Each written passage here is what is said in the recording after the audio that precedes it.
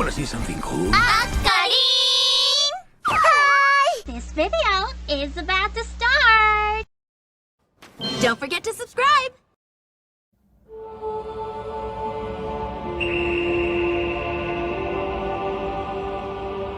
I'll reintroduce myself. I am Xiaomei. I am the narrator of the story you're hearing. This video is for people who used Windows XP back in the day. And so the grand adventure continues. I hope we're able to meet again in the near future.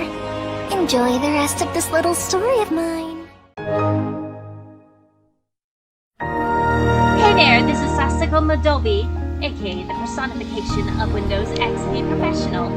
This is the 10th or 20th anniversary of Windows XP Media Center Edition. Let's go over the history of Windows XP Media Center together.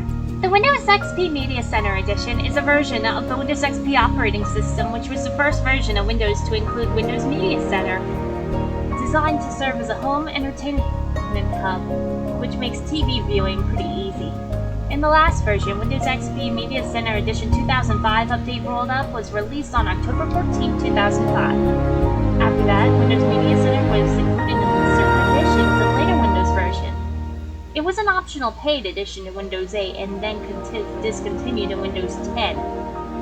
Windows XP Media Center Edition reached end of support in April 8, 2014, along with most other Windows XP editions.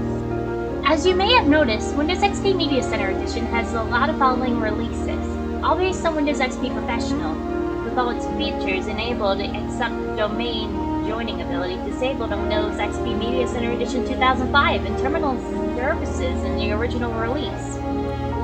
1. A preview version of Windows XP Media Center Edition from Microsoft's eHome Division, which was shown in CES 2002, with the final version released later that year. Number 2. Windows XP Media Center Edition, codenamed Freestyle, was the original version of Windows XP Media Center, and it was built from the Windows XP Service Pack 1 codebase. It was first announced on July 16, 2002, released to manufacturing on September 3, 2002, and it was first generally available in October 29, 2002 in North America, 2 days before Halloween. Number 3, Windows XP Media Center Edition 2004, codenamed Harmony, was launched on September 30th, 2003, and it was made available as an upgrade to the owners with the original edition's licenses. And it was built from the Windows XP Service Pack 1 codebase, after the original Windows XP Media Center Edition. Number 4, Windows XP Media Center Edition 2005, codenamed Symphony, which was launched in October 12, 2004, was built from the Windows XP Service Pack 2 codebase. It was the first edition of MCE available to non-Tier 1 system builders. Among other things, it includes support to Media Center extenders and DVD video burning support. And number 5, Windows XP Media Center Edition 2005 Update Rollup 2. It was codenamed Emerald, and it was a major update to the MCE 2005 Symphony and was a recommended download. It supports the Xbox 360 as a Media Center extender, DVD broadcasts, and support for 2 ADSC tuner cards. It is the second version of Windows XP Media Center based on the Windows XP Service Pack 2 after Windows XP Media Center Edition 2005. And to determine the underlying edition of Windows XP on a particular version of MCE is based, the System Properties Control Panel applet can be used. And to determine the revision of MCE that is being used, select About Media Center option from General/Setting area inside MCE. There's been many exclusive features in Windows XP Media Center Edition. It was distinguished with its exclusive component, Media Center, a media player that supports watching and recording TV programs, as well as playing DVD, video, photo slideshows, and music. Media Center supports a user interface that is optimized from use from a distance with large fonts and icons. Unlike competing commercial DVR products, Microsoft does not charge a monthly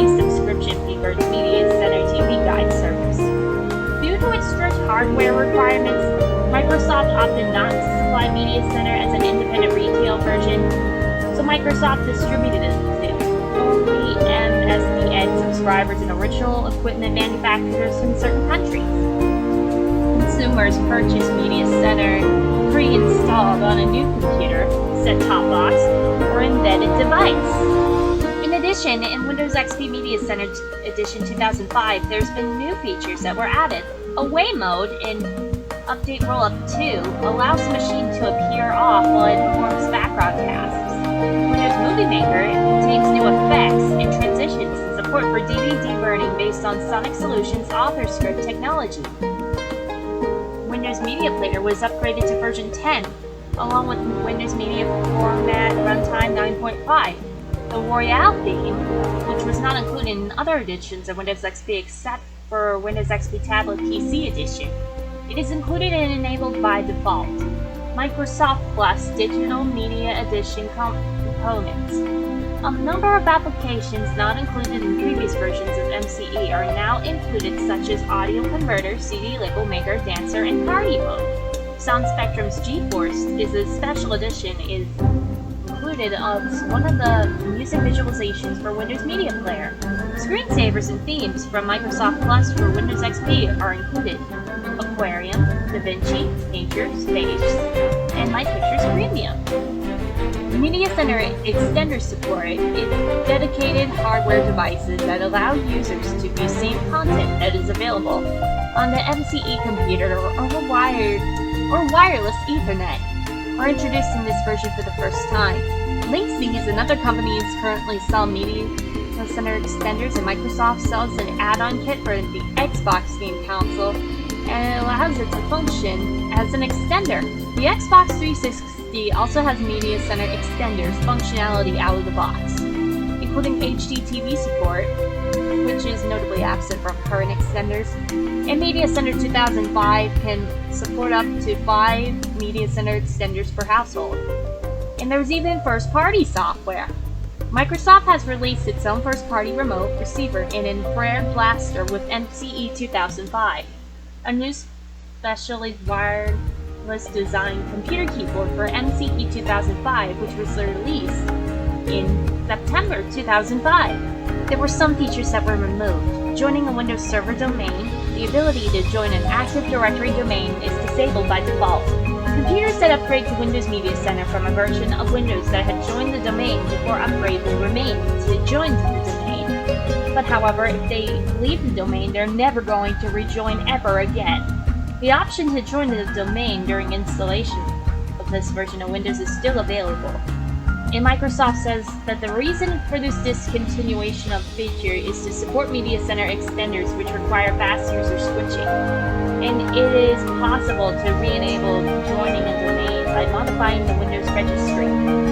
Windows Media Player 6.4, which was shipped with Windows 2000 and can be installed on Windows 95, Windows NT 4.0, and Windows 98 was removed sadly.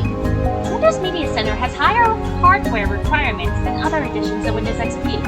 MCE 2005 requires at least 1.6 GHz processor, DirectX 9.0 hardware accelerated GPU, ATI Radeon 9 series or NVIDIA GeForce FX series or higher, and 256 MB of system RAM. Some functionality, such as Media Center extender support, use of multiple tuners, or HD TV playback recording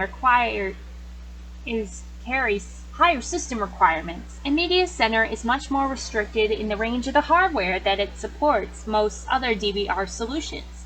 Media Center tuners must have a standardized driver interface, and they must have hardware MPG2 encoders.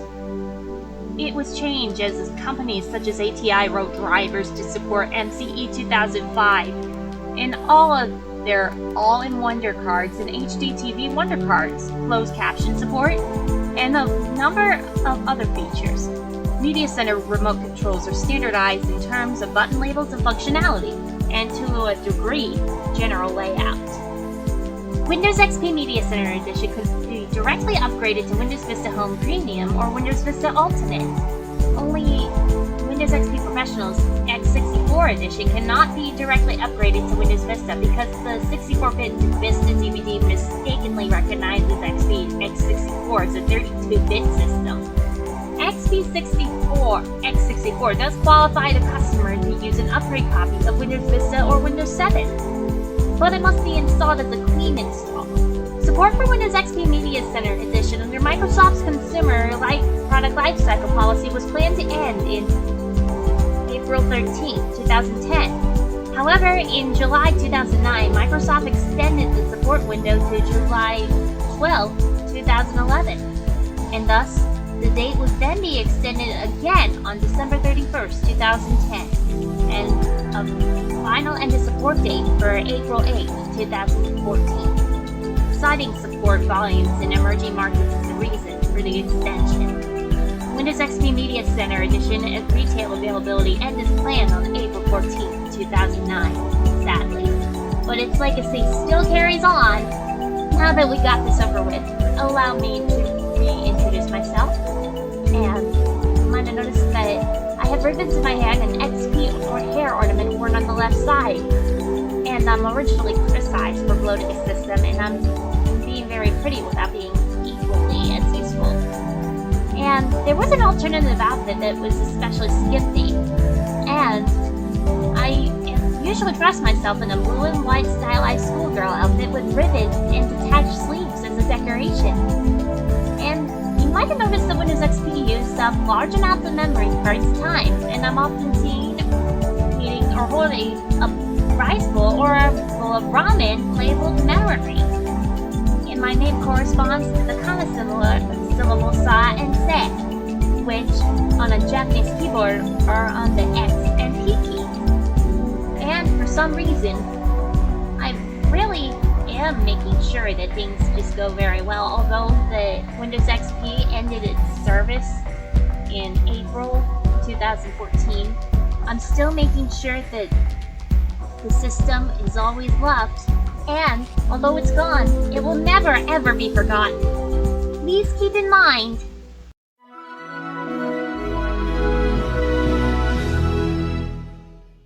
Thank you so much for watching, everyone. What do you think? If you appreciate it, please be sure to super smash that like button, and be sure to follow my social media platforms in the description below, and Team Lifelight's fandom channels. Please be sure to leave a comment below, and please give us your open-minded thoughts, because we here at Team Lifelight's fandoms do not condone harassment, violence, or trolls allowed, or otherwise, Ren Hoek from Comedy Central's The Ren and Stimpy Show will haunt you down till the ends of the Shadow Realm. Please be sure to subscribe to our videos and click the notification bell. You'll never miss a video the second it goes live on YouTube and Google. With that being said, thanks for watching, and I'll see you all next time. Bye-bye!